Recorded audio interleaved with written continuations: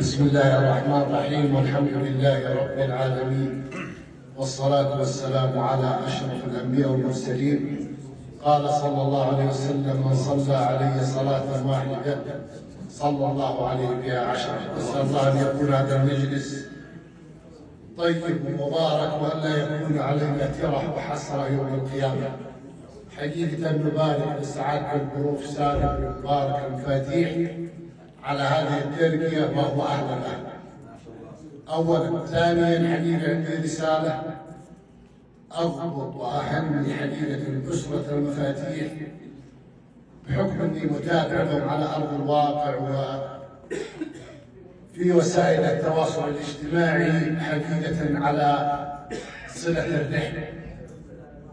وكما أخبر النبي صلى الله عليه وسلم: من أراد أن ينسى له في أثره وأن يبسط له في رزقه فليصل رحمه.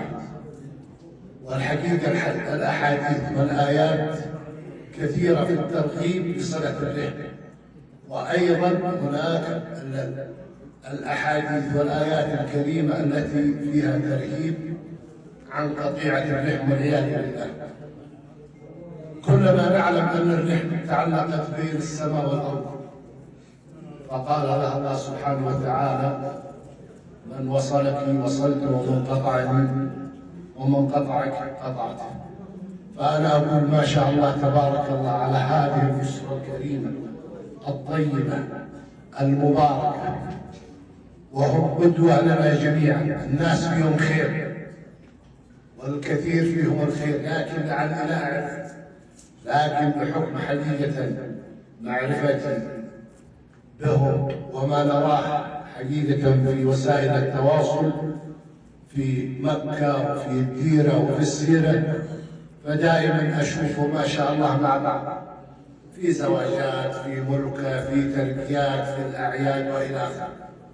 ولا يفوتني حقيقة الشكر للإعلام القدير أبو الوليد السالم، وهو حقيقة خير من يمثل الباحة وقبيلة بني عامر العريقة وبني سار وأسرة المفاتيح.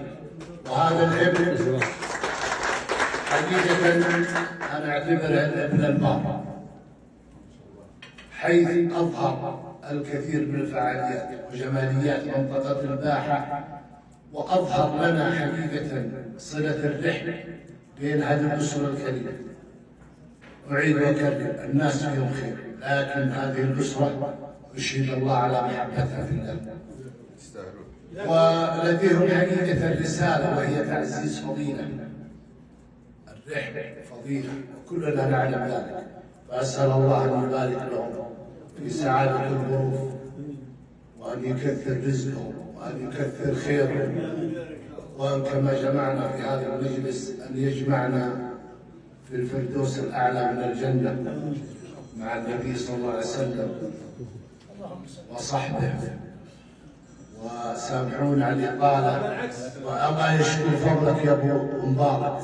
وأنا حقيقة حتى كتبت في السناب وضيافة المفاتيح، لأنكم كلكم قلب واحد ورجل واحد، فجزاكم الله خير، وكثر الله من أمثالكم. اللي ما يعرفني الأصل التعارف، أنا أخوكم عيض المجلد من بيده مع سمسون. نسأل الله أن يبارك فيكم. وأعتذر حقيقة من بعض وكثير من القامات هنا اللي هم أولى بالحديث، ولكنها كلمة أسأل الله يعني حقيقة أن تكون من القلب إلى قلوبكم، وشكرا لكم، والسلام عليكم ورحمة الله وبركاته.